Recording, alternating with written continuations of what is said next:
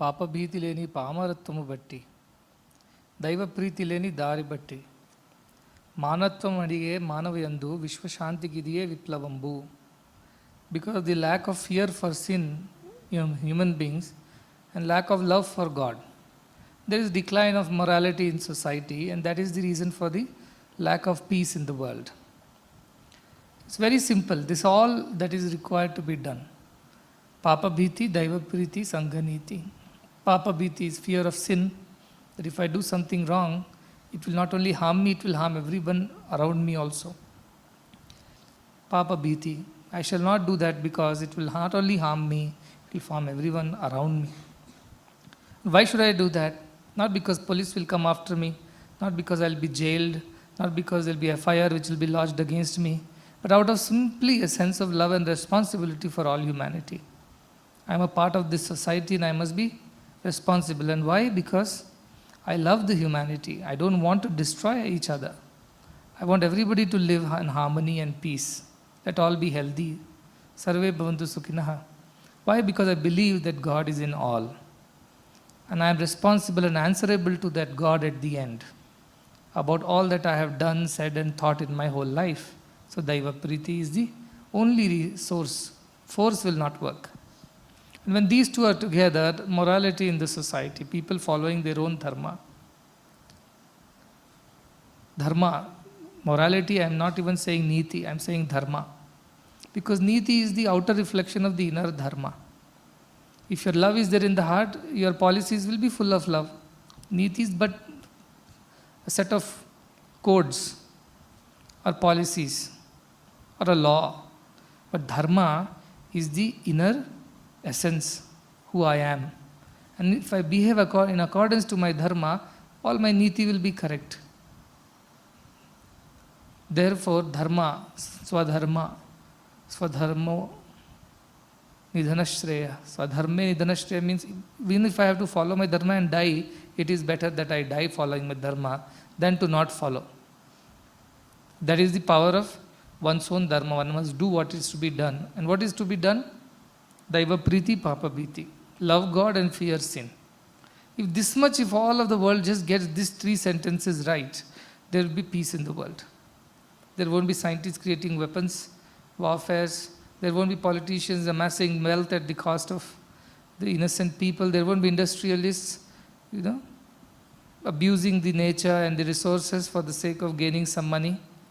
There won't be any harm to anyone in the world because everybody has understood Daiva Priti is the supreme, therefore Papa Bhiti must be there, and naturally it will lead to morality. This is so simple, that's all is needed in this world today. To say it is so simple, 3 sentences altogether, not even full sentences, 3 phrases, 6 words in total. Daiva Priti, Papa Bhiti, Sangati. That's all is needed for the Vishwa Shanti. But unfortunately, humans have deviated so much from this original idea. So when our grandfathers and grandmothers would say, don't do that, God will be upset, generally they will threaten you, God will punish you. Whatever it was, they were afraid of committing sins. Because they knew of a higher life. They knew this life does not end with this physical departure. Our karmas will pursue us till the end of the earth, like that nakshatraka. He will not leave you. Whatever happens, this karma will come behind us. That's why I was saying the other day, కఠిన తపస్సులే చేసిన కానీ, car అడవులకే పోయిన కానీ, కులదేవతలను కొలిచిన కానీ, ఏదైనా చేసిన కర్మ దాటి వశమా. At the end can we overcome or can we conquer our karmas? We can not. This karma will chase us till it exacts everything that it's supposed to get from us. It will torture us, it will trouble us, it will make us sad, sorrowful, it will show us hell, whichever way you put it. This won't leave us. So this karma is nothing but papa or punya. Good karmas or bad karmas. Punyam, if you keep doing, there is no reason for you to be sorrowful in your life again. Never he will. Nabibeti kuchasyaneti.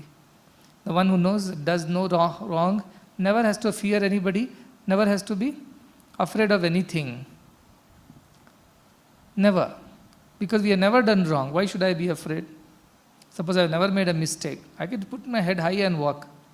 Who can point a finger at me? Because I never made a mistake. Mistake means fear. Therefore, not making a mistake is not possible by our own individual strength. It requires tremendous divine support to not make a mistake. Alone, if you think you can deal with the things, not possible. Pandavas could not have won the war without Krishna. Likewise, to conquer over these senses, mind, and all the other faculties that push us into making mistakes, divine support is a must. That support, when it's there behind us, it's possible for us to not make mistakes. And why will divine go and support anybody? You should have asked divine for the support in the first place, isn't it? If you don't even ask, Duryodhana goes and says, I don't need Krishna, I need the whole of his Sena. And feels happy, Mudamate, feels happy, I have got a good deal, because both of them approached Krishna at the same time. And Krishna played his own drama of acting as if he's sleeping. And both of them waited, one at the feet, one at the head. And Duryodhana thought that now and he thought that first Krishna saw Arjuna at the feet. Oh Arjuna, when did you come? And Duryodhana was panicking. Because if Arjuna asks for all the army and all the cavalry, then I'll be left with nothing. Look at the foolishness of Duryodhana. And he gave a chance to Duryodhana to ask. He said, I want all your army. Arjuna asked, he said, Arjuna, you have come first, you ask. And Duryodhana is sinking in his heart. If he asks all the army, how will I win this war? But Arjuna says, I just want you to be by our side, that's all, I don't want anything. So Krishna said, I have divided two things, one side is all my army, one side is me. And Arjuna asked for divine support. He didn't ask for the worldly support, he didn't ask for scriptural knowledge, he didn't ask for some pandityam, intelligence or anything. He just asked, I want your divine support for this war. Everything else can be given to this Duryodhana. Duryodhana, look at the comedy. Somebody who cannot be defeated is Duryodhana. And he is only cause of his own defeat, because he asked for the wrong thing. So divine support is a must to get detachment, develop dispassion, develop this strength to discard the unwanted things from our mind. Who will give this divine support? To whom it is given? Again Bhagavad Gita. Bhagavad Gita again. Sarvopanishado. Comes to this. What he says? Dadami buddhi yogam tam. Whom? Whom should I give buddhi yoga? Buddhi yoga means to use buddhi to attain yoga. Whom should I give this buddhi? Tesham satata yuktanam. All the time. Don't forget me even for a moment. Satata yuktanam. Bhajatam. Priti purvakam. Those who worship me with love. Not for the sake of Akshvahuni Sena. But for me, my sake. Satata yuktanam. To those alone, tesham. Buddhi yogam dadami. I will give this buddhi yoga.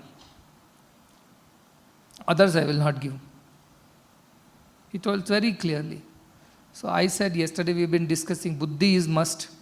That to which kind of buddhi? Sattva buddhi is must, not rajas buddhi, not the lower mind. Both are identical, both look alike.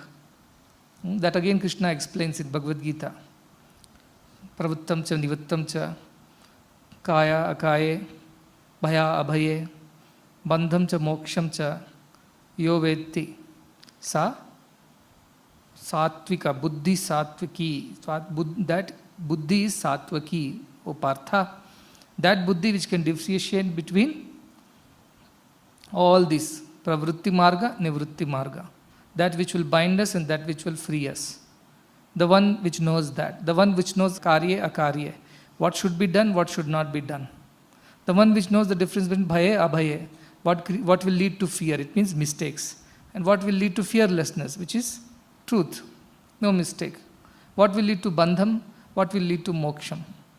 That which knows this, that buddhi is sattvaki, sattva buddhi, pure buddhi.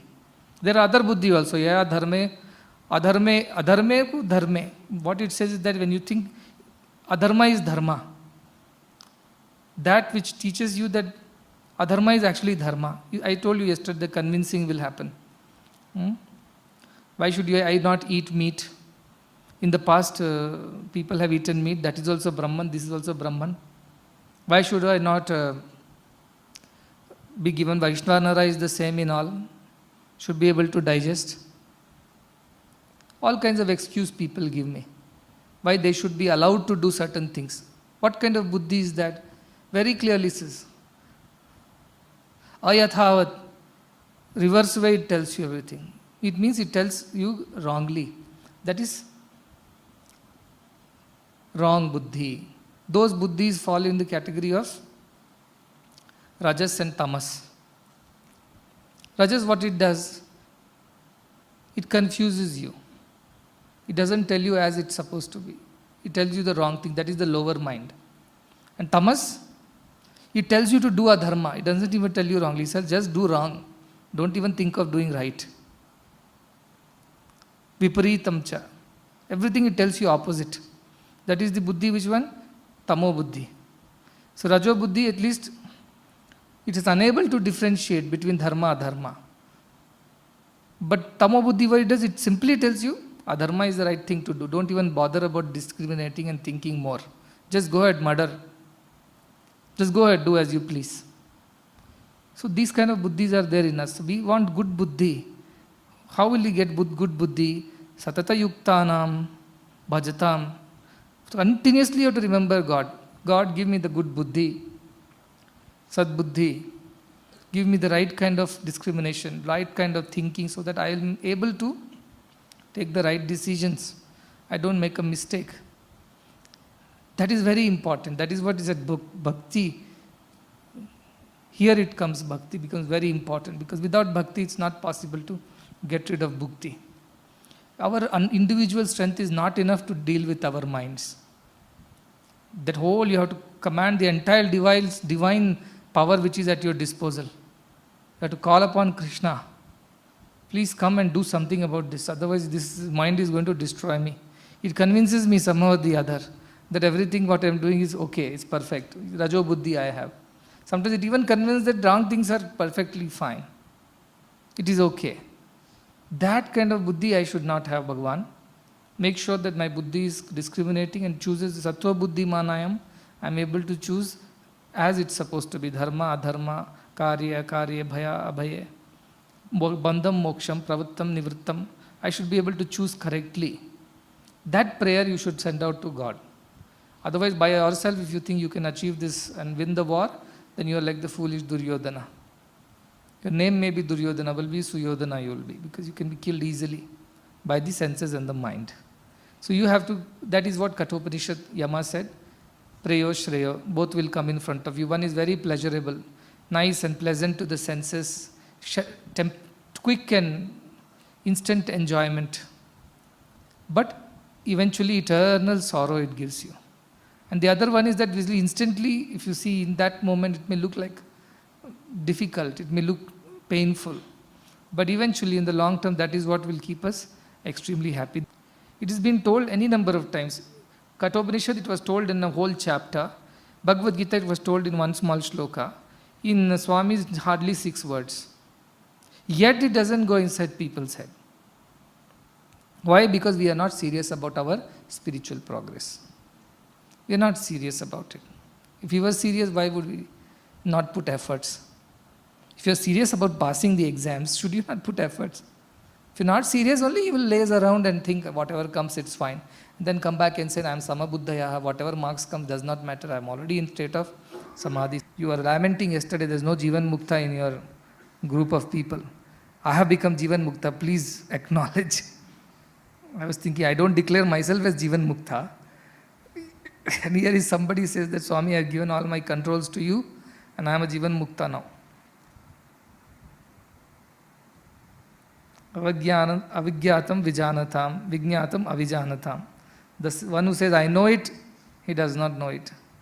The one who says that I don't know about anything about it, actually is the one who knows it. So that is the buddhi. One day people decided that they are already Jivan Muktas.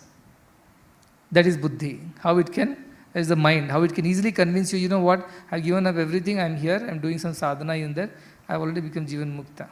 As long as no negative things come, go and irritate him a little and all the Jivan Mukta will come out of him.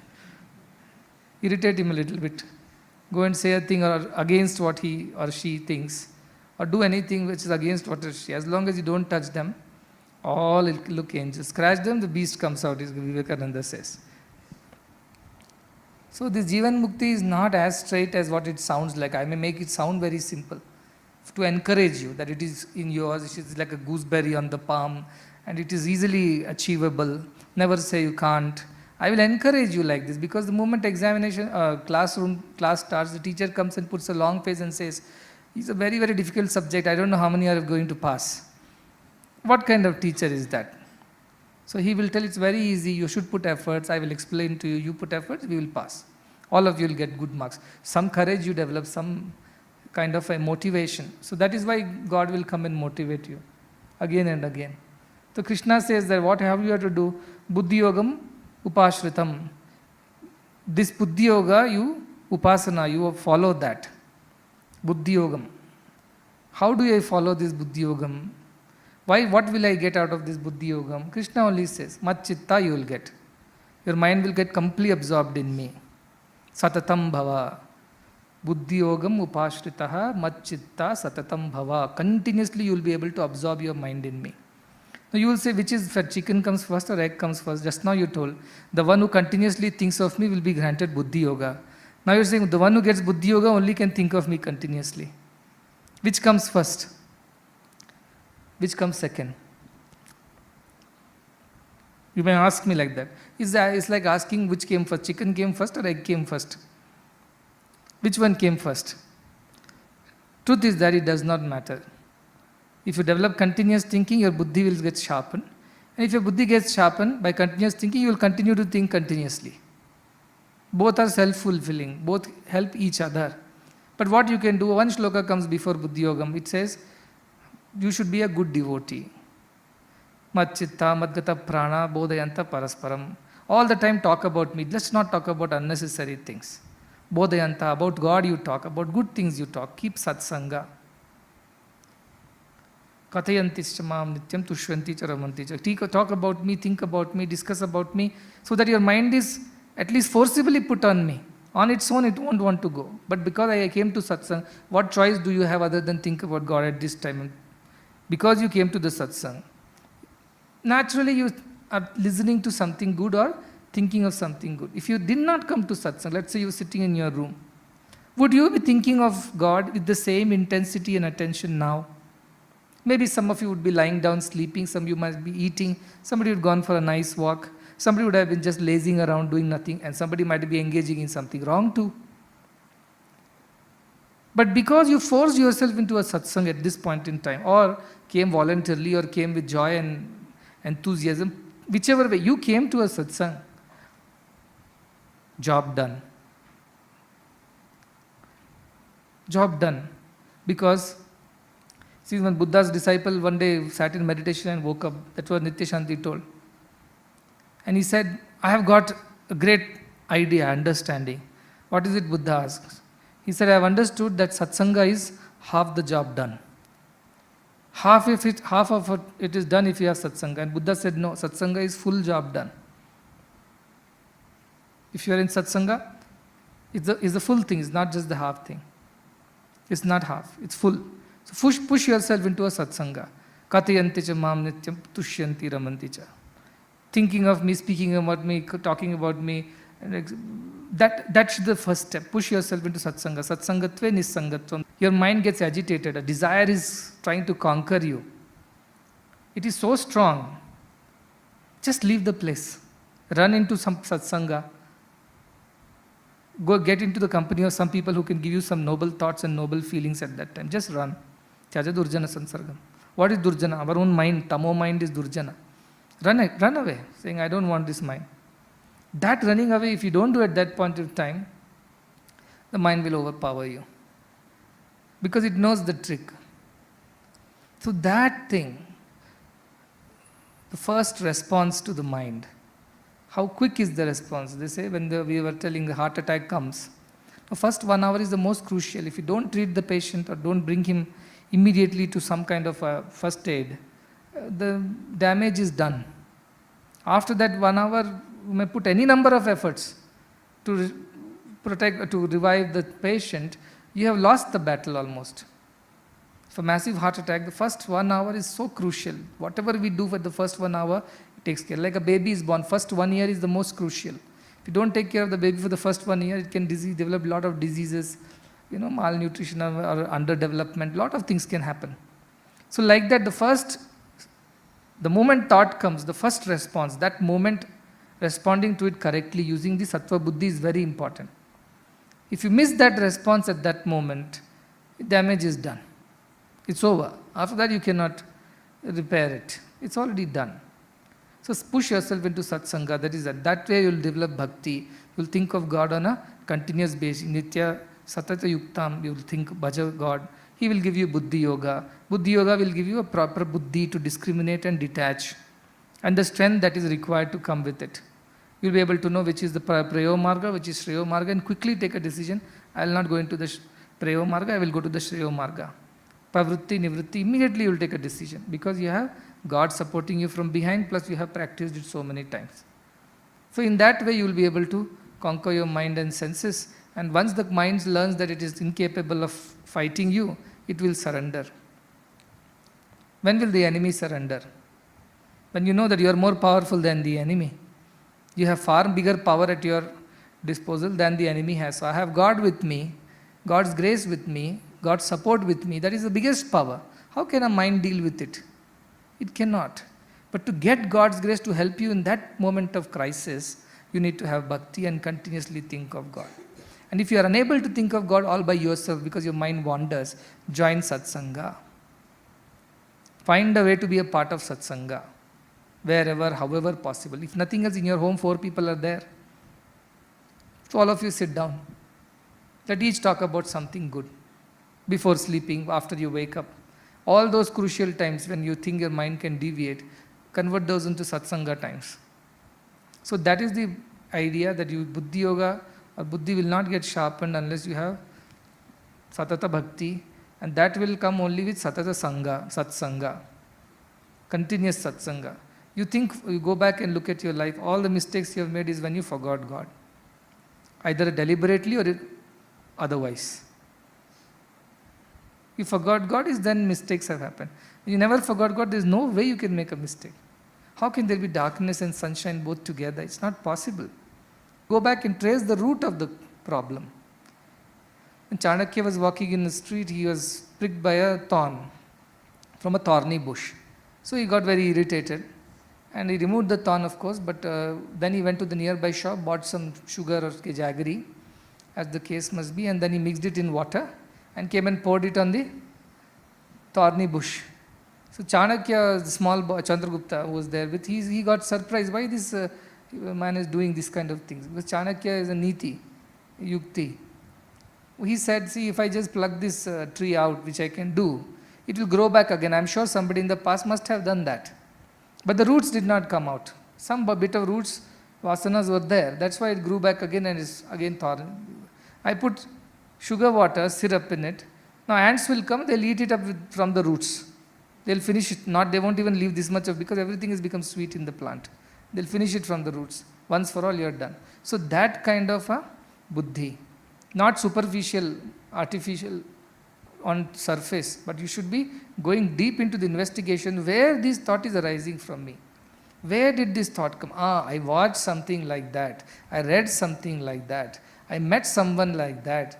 Somebody spoke to me something like that. I heard that. Go back and keep digging the roots. Then you'll know this person, whenever I meet, this is what we talk. That's where subconsciously I pick up these thoughts. Whenever I go towards that side, I end up watching something, and that thing, even though at that moment I don't react to it, it gets into my subconscious and stays there. Another time it grows and troubles me. Like that, you investigate in your own premises, in your environment, what is that which drives you into that. And you will find it out very clearly, very clearly, little investigation you will find out. So when you are removing your thoughts and throwing, don't do this artificial throwing is all I am saying. Superficial on the surface level. Try to go back into deeper and deeper analysis of, if I have temper, why this temper comes, in what situations it had come in the past, most often when it comes, And when is that? Is there an incident where I have controlled my temper? What were those situations and circumstances in which I could control my temper? Though I am a man of temper. But what were those situations when I just lose my temper? My mother says something, I lose my temper. Why? Because she is after all my mother only. But if some teacher says something, I keep quiet. I don't go and react. Some differences, then you'll find out. So at home you are one and at outside you are one. Why? Because you have two different circumstances in which you behave differently. Now find out why you behave like this at home and why you behave like this outside. Because at home, you can be yourself. You can be the demon that you want to be. Outside, you can be the angel. People's perception. But it means what? If you were really an angel, how can you be a demon at home? It means you are not an angel. There is that problem. It may not surface in a certain circumstance and situation, but it is there as the seed, as the root is there, which comes out in the other circumstances. The one for whom it does not come out in any circumstances, he has become nirlipta. He has become vimukta. He has got rid of it from all points of view. For him, there is no more coming of it again. Because that has got burnt into this jnana, this investigation, vichara, has taken care that it has gone to the roots and uprooted it once for all. So you should go and dig. You should go and dig deep into investigation. Because it's not about today you may say, Swami, today I worked hard, I thought of all those 10, 20 things which are troubling me, and I have simply mentally made an effort that I am no more associated with, that is not me. Na me desha rago, na me lobha moho, mado naiva cha matsarya bhava. I have done exercise today, Swami, I have thought of all those things and I have discarded them. But has it really gone away from the roots is the question. Dvesha, when does this dvesha come to me, under what situation? In whose presence? Then dig that and identify that root. Now I understand. My dvesha comes when I meet this person or I am in this situation. Otherwise I am generally not having dvesha. My raga comes only under these particular circumstances. Otherwise raga is not coming. Moha comes for these things and these people because of a reason that I saw this object with somebody else and I also developed an attachment towards it. I also wanted it. So go back and start analyzing where at least in your present memory, where the roots are. Where it has begun. Everything finally will go to ego only, that is given. Ahankara is the ultimate root for everything else. It is rather you call it is the soil on which everything grows. All the negativity grows. So Ahankara, you get rid of it, that will go one by one. But that is, Ahankara can be lost only in Sakshatkara. Brahma with Brahma Yoga. There is no other way of losing Ahankara. Deha bhavam to Daiva bhavam. But why I am taking you step by step. This vichara you must do. Where is the origination of this thought? Was I born with these thoughts? Did I develop it at some point in time? Under what situation? Simple example I'll give. Some kind of a raga comes to you. When does it come? You are sitting here. Who is getting a raga right now? Tell me. Who is getting dvesha or krodha? Everybody is at peace. They are all thinking and evaluating themselves and analyzing, listening. All your mind and senses are busy right now. Your horses and the reins are in good control. When does this go wrong? You think for yourself. When you forget God and remember something else. If you forget God and remember nothing, still it is okay. But what is happening? You forget God and instantly remember something else. That's when the trouble begins. Now go back and trace your own originations of where it has come from. Last month my friend got married. I am still a bachelor. You live in Bangalore, you will know all these pressures. So where the thought came? It came because you compared yourself with somebody who last time he got a new car and I have no idea. I have nothing right now. Or he got this or he got that. That somewhere the origination has come from there. Somebody has fueled that thought in your head. So who watered it? Avoid such a person, avoid such a company. Reading also you should be careful. Because you are eating not only through your mouth, eating through your ears, eyes, nose, skin, through all in graha. You are accepting it, accepting the thoughts from outside. So that's why indriya nigraha, to control them. Graha is called, why? Because you accept. Nigraha means not accept. How to do that? Satsanga, as I said, the best is satsanga. Even at your home, even anywhere. As you're walking, do some namasmana, do something, more troubles won't come. And whatever already is there, go to the root cause of it. Don't just superficially cut and throw it. After 1 week, it will come back again. That is why when somebody asks Ramana, is bhakti and all this will help us to control the mind? He said, yes, it will help you to control the mind, but it will not help you to annihilate it. It will come back again. Annihilation of it requires vichara. First vichara is where is all coming from. And I want you to ultimately give, it's a foregone conclusion that it ultimately comes from your ego. Ego cannot be dissolved unless you realize divinity. This ego will always trouble you. That is the end result. Theorem is written. Ultimate peace of mind is the ego dissolves into divinity. Now you are only going through the steps to understand that, yes, it is true. Yes, it is true. That's all we are doing. How do we know mind troubles us? What is mind? It's a set of thoughts. What are these thoughts? Some of them are desires, some of them are impulses, some of them are instincts, some of them are intuitions, some of them are good, bad, ugly. Now next thing, how do I control this? How do I get rid of this mind? How do I purify this mind? Continuously I am doing satsanga and also we're doing vichara, viveka to remove all this.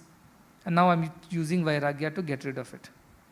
No, this is not me. How do you get rid of it? It is not me. Suppose somebody else's clothes are lying in your cupboard, what will you do? What will you do? Why will you keep it in your cupboard? My question is that.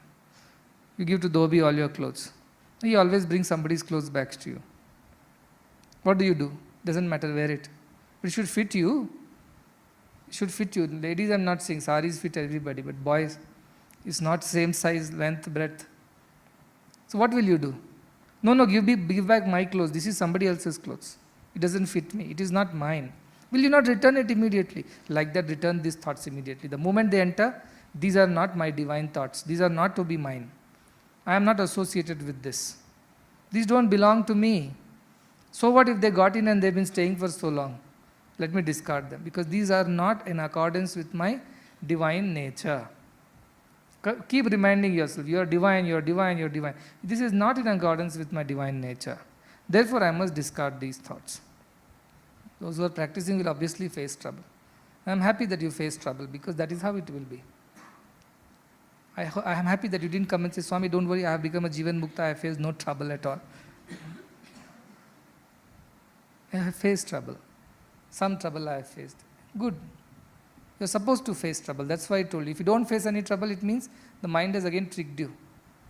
Or you have become Jivan Mukta, one of the two. But I don't believe the second part so strongly right now.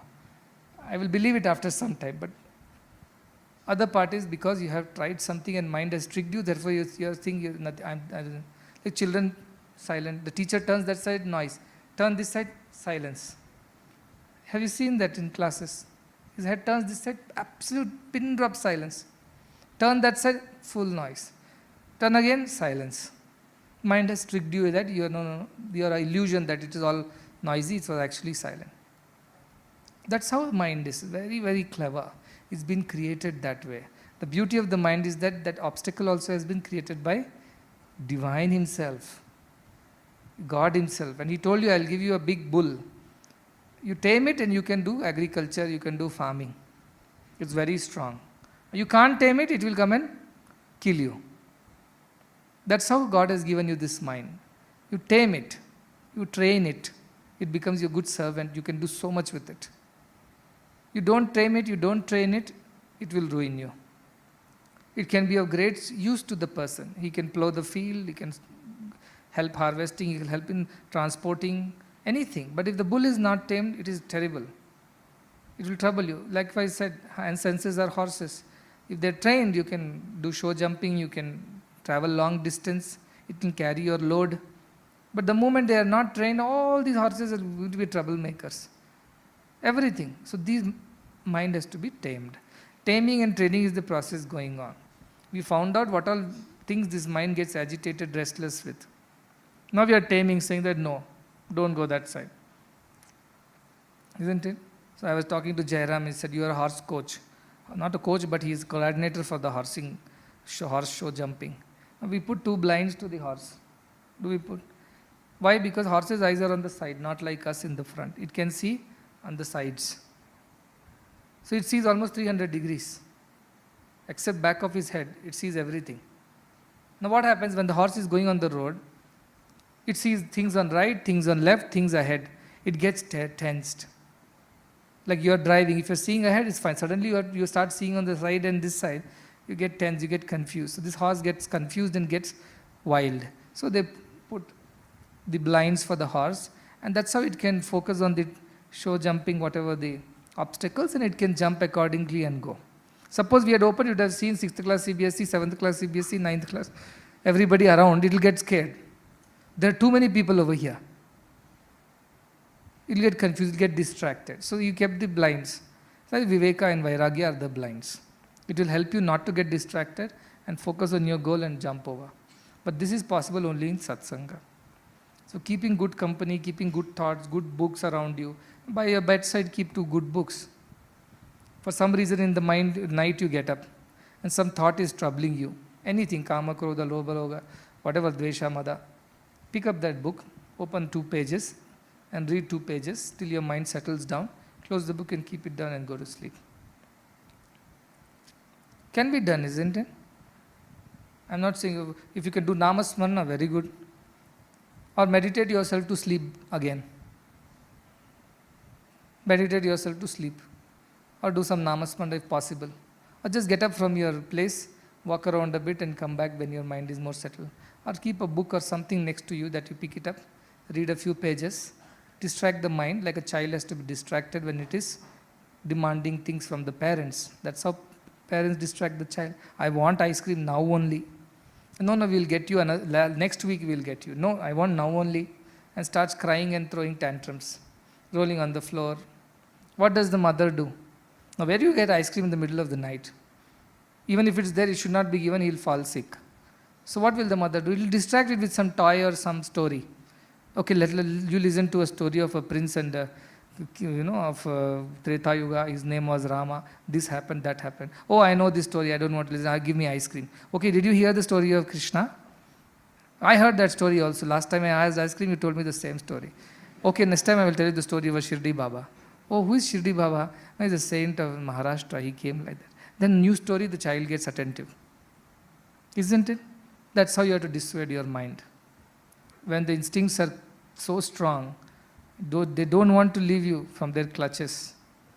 That is the time you have to distract your mind with a story or with a method.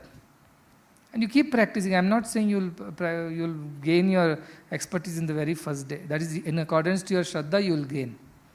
You may not be able to gain also. You may put all your efforts sincerely, still you give in to your temptations. That also is okay as long as you are aware that you are giving into temptation. Unaware, you should not give it to it. You are aware. Yes, my mind is asking, my buddhi is telling no, my mind is telling yes. I am listening to my mind more than buddhi. At least that awareness should be there at that moment. That's all I'm saying. That one step you have reached. You may still give in to the mind at that moment. All right, you have given it, what can you do? But next time when it is coming, your conviction should be stronger. Last time I gave in to this mind, this time it is the turn of buddhi. Buddhi should dominate this time, not the mind. Like that you keep turning and turning and turning. Someday the buddhi will always dominate, mind will always be subordinated to buddhi. This is buddhi yoga. First day you cannot achieve buddhi yoga. But over a period of time, by using the right aids to help you, book, music, walking, or just staring at Swami's photo, anything that can help you distract the mind like you distract the child who is demanding ice cream at that moment. Use any of the tricks so that no more accumulation of that happens. Already those instincts are there, difficult to get rid of. Every time you give into the base of the mind, it's like you're hammering the nail deeper into the wall. That's what is happening. Pouring more water into the thorny bush. That's what is happening. You're only encouraging it. Some philosophers are there. No, if your mind demands something, give it to it. One day it will get fed up. Diminishing marginal utility, they say in economics. You eat too many sweets, you will not like eating anymore. You will get fed up. After you have got diabetes, of course. So they say, doesn't matter. You enjoy your senses because that is how you can finally overcome them. You put wood to the fire. You think fire, you'll overcome fire? Fire demands wood. The more wood you add, the more it will burn. How can it? Only water will stop the fire, isn't it? How can wood stop the fire? So if your senses are wanting fulfillment, how can you fulfill the senses and control the senses? It doesn't make any sense to me, the logic. But we don't want our ashram like that. This is not the idea of spirituality. This is not a hippie culture. So this is where you have to do Indriya Nigraha, you have to control the mind. And right now as you are doing these things, every time your mind comes and tricks you, saying that it's perfectly alright, this thing you leave it, don't throw it out. You tell, every time I have followed this, I have only got into trouble. I have only experienced sorrow. After the temporary joy, I have only experienced sorrow. Even though I shouted at that person and I got very satisfied, that well deserved, that person deserved this, long due, well done. One part of you think, should you behave like this? Okay, they behave that way, that is their nature. Should you behave like this? Your buddhi will tell. Mind will tell, what is wrong? Am I not responsible for correcting my own brothers and sisters and everybody? Should I not teach them a good lesson? Somebody wrote to me also one day, Swami, you said Tyajadurjana Sansargam. But if we Tyajadurjana Sansargam, we run away from bad people, who are going to go and correct them? Who are going to teach them good things? If all good people run away from bad people, then who is going to teach the bad people to become good? Genuine doubt. I said you should become so good that you can never become bad. Then you can go into the bad company. Buddha can walk into anywhere and not worry, because he is sure that he will not go back to the bad ways. He has all conquered, he's overcome. If you have done that, then you have the right to go into that. Otherwise, don't even take risk. This is misplaced compassion. And I have seen this. There were two friends in our own institution. One was very notorious, one was very good. So I told this good fellow, see, you keep a watch on the notorious one and see to that, both of you maintain some sanity and discipline over here. What happened? The good fellow, bad fellow, whether he became good or not, the good fellow became bad. Because the other fellow somehow convinced him that it is all right with all these things. Doesn't matter. So what happened? It became reverse for them. It means what? You didn't have enough strength to brave that. Therefore, don't go into the bad company. Avoid it. Don't even think that you can go and do some good to them. No. That is why somebody asks, how do I help the world? Help yourself first. Forget the world. World comes next. First you help yourself. You yourself don't have enough strength to face the things. And you want to go and be seen as some reformer outside. First you reform yourself. And when you have had that kind of a courage and conviction and the strength, then you can take up anything. You don't know yourself, you want to teach others. How is it going to? Andhe neva niyamana yathandaha. Blind leading the blind it will become. Both will go and fall in a ditch somewhere. So don't try all these stunts. You think of first saving your own soul. In the sense, learning how to conquer your mind, keep matchitta, keep the buddhi absorbed in niveshyasi, into God. It is powered by God. Your buddhi should be powered by God. Then it has enough strength that you can discard things which you don't want. As I said, at the end of it, only final one desire should remain. And anything else should be just complementary to that desire. Desire should remain that I should know my truth. Because all problems end there only. One step before that is not the end of the problem. All problems end there only. When you know your divine self, vidyate hridaya granthi. All your doubts, all your hridaya granthi means the knots in the heart. It's a symbolism. Those painful, terrible habits that obstruct the free flow of your divinity. Those are the knots. A pipe gets knotted. Flow of water stops. Those knots are destroyed. Your heart, full, it flows again with divine feelings. Chidyante sarva samshaya. All kinds of doubts that you ever get will be destroyed in that Kshiyante chasya karmani, your activity in the sense I am the doer. Not that activity stops means not that you will become a recluse. You may still do your activity, but why his karmas become less? Kshiyante means decline or get destroyed. Karmani, how can it happen? Because you are not the doer anymore. It's happening, but you are not doing. You know it very well. Tasmin drishte, the one who has seen that paravare, the one who has seen that beyond, alone can get rid of everything. For others, there is no way. You can, as I said, you can remove it as much as possible, but some root, some piece of it will be still there. The final redemption is only when you have become one with God. Nevertheless, at least these processes will help you to go towards becoming one with God. These are not the bushes on the way, thorny bushes. You cannot walk on this path. At least keep pulling out as and when you, so that your road gets cleared and you can walk to God. That effort has to be put. That is what I am saying. You have to go towards God. Your road is full of thorny bushes, obstacles. These are all those ideas that you have put in your head for a long time. Now you are removing them from the way. Because this is obstructing you from reaching God. These are all Hridaya Granthis. These are all you are removing because you want to reach God. So that is exactly the process right now going on. At the end of it, Atmritattvam Icchan, I only want to know immortality. I don't want anything else. Nachiketa said, I don't want anything else. Keep your attractions to yourself. Tavaiva vaha tavan nritya gite. Keep your dance and music to yourself. Don't entertain me with all that. Tell me what I need to know. And I will not settle for anything less. I will not settle for anything less. I want that or nothing else. Then Yama is so happy. Ah, I'm fortunate. Ascharyo Vakta. The one who is speaking this truth like me is wonderful, is a great being. And who are you? Kushalan, I am Labdha. You, the one who is receiving this knowledge also is wonderful like you. Ascharyo Gyata, the one who gets this knowledge like you is wonderful. Kushalan Anushishtaha, the one who teaches this knowledge also is wonderful. Because only such a person who knows this knowledge can teach this knowledge. Otherwise, you cannot learn from anyone. Very difficult. Shrutvayamapi Bahubhi.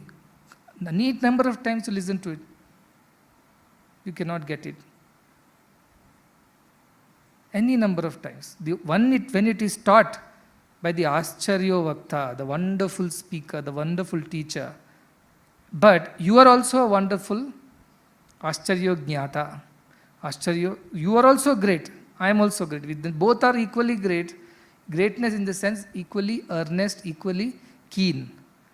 To teach and to learn, it's a wonderful incident that has happened. This is what Yama says. A wonderful,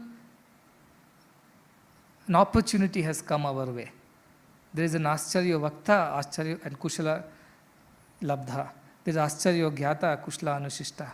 Both sides there is equal eagerness to teach and learn. What a wonderful opportunity is this.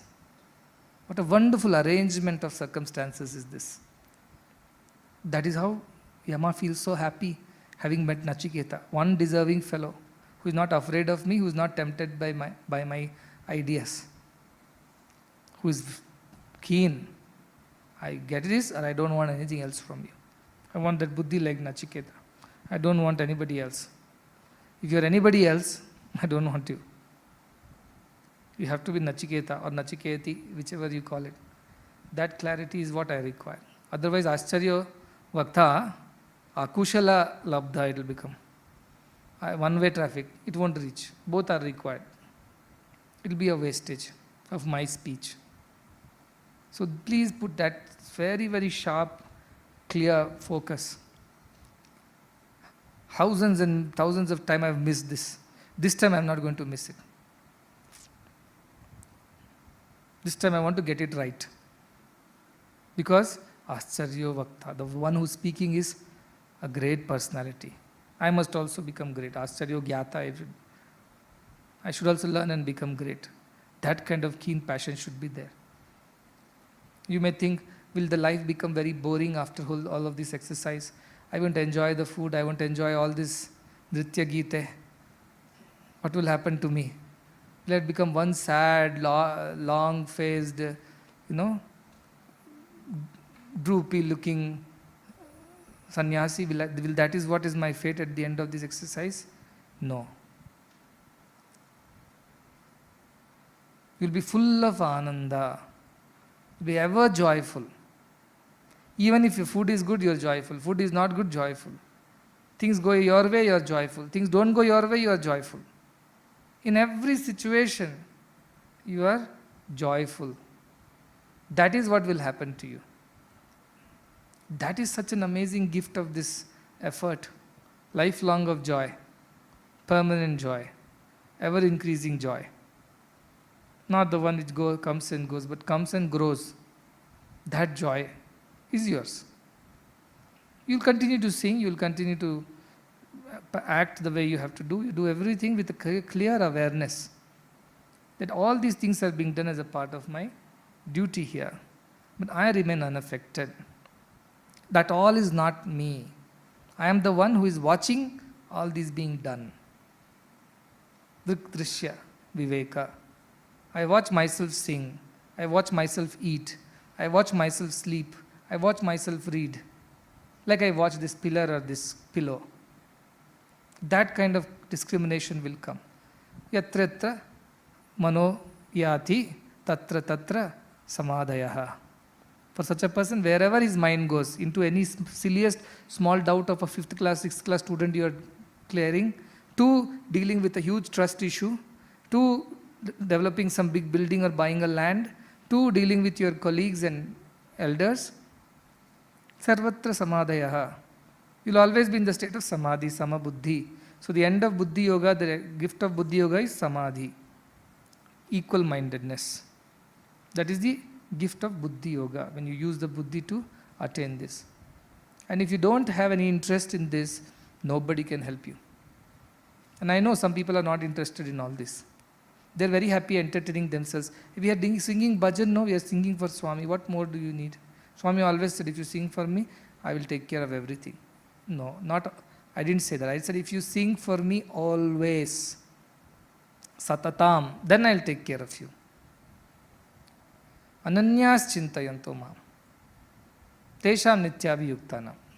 So why don't you believe that you are nityabhiyukta? I am taking care this way also by teaching you buddhi yoga. Why should you not believe that? Why should you take the lazy path that I will lie around and my mother cat will come and pick me up? If you really have that bhakti, there is no doubt. Then you would have never sinned at all in these many days. If you really had that bhakti, you would have never deviated from this path. But if you have already deviated and there are possibilities of deviations, it means what? You are not that kitten bhakta. You are not the ananyas chintayanto. You are not the satatam bhajatam. You are so. It means you need this effort. It means you need this effort. So please put this effort. That is very, very important at this point in time. The end of it is so beautiful. The journey may be whatever. Happy, unhappy, easy, uneasy. The destination is beautiful. When you climb the hill, have you ever climbed any of these hills on top? At least Ananda Mill you have climbed. That is enough to tell you. Climbing is a huffing, puffing, hot sun, winding road. Effort is there. When you reach on top, beautiful view, nice breeze, and the mandir. So if Anandam Hill only is giving you this much of Anandam, if you climb up Nandi Hill, the view will be even better, you can see so far. That is even more beautiful, but climb also is going to be equally tough. But this climbing is a must. Don't settle down at halfway through the hill saying that this much view is enough for this life. Next life we will see. There is no guarantee that you won't doze off and roll down the hill next day. Definitely possible. So at least you should climb up. Okay? Children, how straight they sit when the movie is going on. Not one word from their mouth. Have you seen their interest? That's why when I watch these boys, I get so much of confidence. Hampi boys, when I watch them, Koppalampi, this unicycle they were. I cannot balance myself on unicycle. Can you?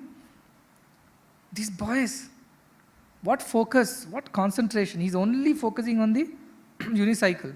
He's fallen, picks it up again, climbs it, and starts. And that too in an obstacle path, not even plain road. And not bothered, there are thousands of eyes watching. He's undisturbed, perturbed by anybody watching. His focus is, I must finish this course somehow. I fell off, I must pick it up and I must finish this. Only when he got down from the other side was he satisfied. That is the focus. So I get a lot of confidence. If these children can be trained early into this path, imagine what they will be, because their mind and their focus is so much. You can balance a unicycle, fall in front of thousands of people and not feel ashamed or afraid, as if obsessed by that idea to conquer the obstacle. He got up again and started again on that. It gave me so much of joy. I felt there is a Nachiketa over there. If only this sharpness of the mind is turned towards God, he can attain God. And he will not give up on the way. And before all the Kama, Krodha, Loha enter that boy's mind, which is, he is just 10 years, 12 years or whatever. Another 4 years, obstacles will be more. But at this point, if you can teach, that is why we should teach children early, young, so that they can understand. They know the theory very clearly, and practically also they know how to differentiate between wrong and right, and practice it also. It goes too old, then it becomes very difficult to learn. So that anyway, yours are still a good age, You can still learn at this age. If you go even further, it will become even more complicated, become more difficult. So any age is good age, any time is good time, any place is a good place to walk on the path of spirituality. Everything else can be taken time and done. This is one thing that you should not take time. You should do it immediately, then and there. This is one thing that you should not have patience for. Everything else you should show patience. This one you should do then and there. A good thought comes, execute then and there. A bad thought comes, postpone till it's forgotten. And it dies a natural death. Good thought comes, then and there you should jump in. So if you wake up at 2 o'clock suddenly and then you don't know what to do with yourself, naturally it's a tamas time and mind will only go into the wrong side. Pick up a book if you're not getting sleep. Mostly you'll get sleep because you work hard. But any time of the day, anywhere, keep something with you as a physical, not a talisman, but a cue for you to go back to that. A small pocket book of Bhagavad Gita, or a small pocket calendar of Swami, anything, a packet of Vibhuti, take it and put it in your tongue. Immediately it will pacify your mind. Anything, some cue to help you keep walking on this path. Some people carry this Nama Smarana, Nama Japa, just to ensure that they don't miss. Anything that helps you immediately. Keep practicing. After some, may not be in this week itself, will become perfect, but you would have now known the trick. That this is the trick to deal with the mind. So far what you have done pranayama, pratyahara. Next is dharana, to hold one thought. How do I realize my true self? What are the things that are required for that? What are the efforts that I need to put from here onwards? That kind of thinking is dharana. That let us hold for 1 week. Only one thought should occupy our head. And next 1 week time, no phones, no social media, no laptops, unless you have work. Keep the time also limited, 1 hour. Because if the phone is simply lying by your side, naturally you will go and unnecessarily look into it. It won't be necessary, but you will simply look into it. So do one thing, fix your phone time. Okay, 9 o'clock in the morning to 10, that is a Rajasic time. Good time to finish all my office duties or whatever, main important thing. Similarly, evening you keep a time. This is between this time to this time I will use the phone. Rest of the time put the phone down. And anybody who tell them I will be available only between this time to this time. Practice it as a thing. For 1 week you practice, you see how your mind can hold one thought. How capable your mind is, you will be surprised when you discover that all this was possible for me, I didn't even know. So like that you cut down, mainly for elders I am saying, who have phones, and also youngsters who have phones. And any other distractions they have, any other books you have in your cupboard, magazines, if necessary just throw it out. Keep everything empty. If any time you get any, just go back. take a japmala, pick up the Sadhvaya book, just spend time on that. Simply go for a walk, sit down in the nature, do some seva, anything positive, but not the negative side of things, where mind can be drawn into the world and its worldly ways. Avoid everything. You are doing bhajan practice, all right, or you are doing some other Veda, something, all right. Anything positive. That week you should not allow any other thought to get in. That is the effort. Let us see, 4th week should be the result. 3 weeks of effort and 4th week should be you should feel some result of this whole thing. Has anybody felt some peace in these last 2 weeks compared to last 2 years? Or more disturbance you have felt? First 2 weeks will be disturbance. Next 2 weeks will be peaceful. When you clean your cupboard, dust is there, dust rises, gets into your nose, you cough. That is the first 2 weeks. Next 2 weeks, you have already got rid of the dust. It's quite clean now. Make sure the windows and doors are closed so that more dust does not come in. That is the next 2 weeks. Let us see how well you do. But at the end of it, again, I repeat, at the cost of repeating that, it's not enough if I go on speaking like this. Before me, hundreds and thousands of saints have spoken. But not everybody has become jnani. Why? Because the people who listened did not follow.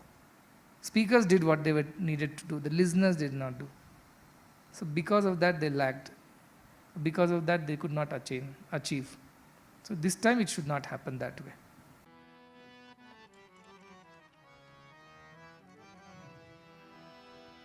प्रेमामृत बरसाओ बाबा, प्रेमामृत बरसाओ बाबा, प्रेमामृत बरसाओ बाबा, प्रेमामृत बरसाओ बाबा, दया करो भगवान, दया करो भगवान, कृपा करो भगवान, कृपा करो भगवान,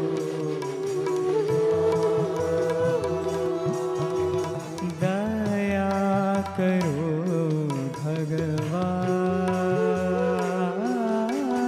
दया करो भगवान, कृपा करो भगवान, कृपा करो भगवान।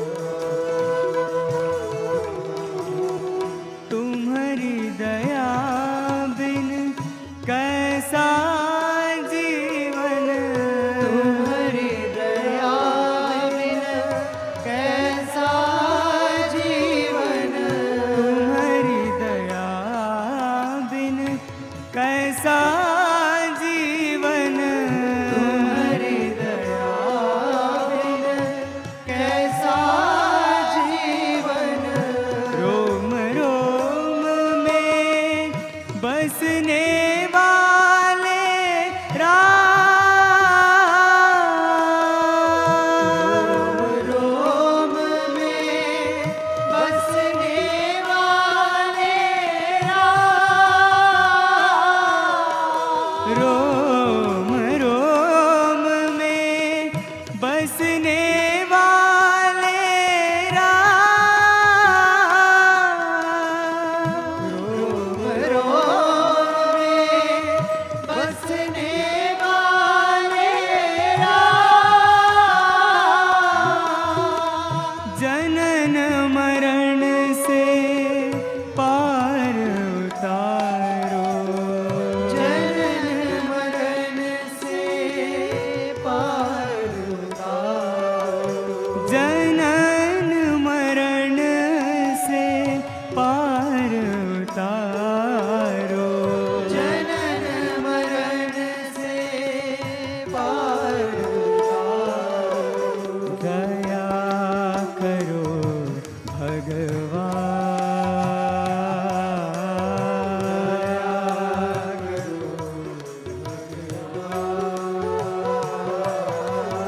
कृपा करो भगवान,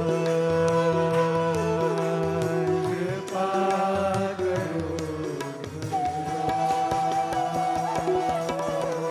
दया करो भगवान,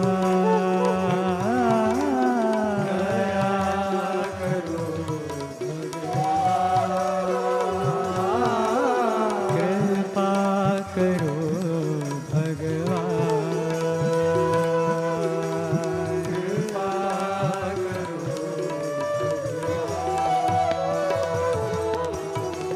प्रेमामृत बरसाओ बाबा, प्रेमामृत बरसाओ बाबा, दया करो भगवान, दया करो भगवान, कृपा करो भगवान, कृपा करो, तुम्हारी दया बिन कैसा जीवन, तुम्हारी दया बिन कैसा जीवन, रोम रोम में बसने वाले राम, रोम में बसने वाले राम, रोम रोम में बसने वाले राम, रोम में बसने वाले राम, जनन मरण से पार उतारो, जनन मरण से पार उतारो, दया करो भगवान, दया करो भगवान, कृपा करो भगवान, कृपा करो भगवान, दया करो भगवान,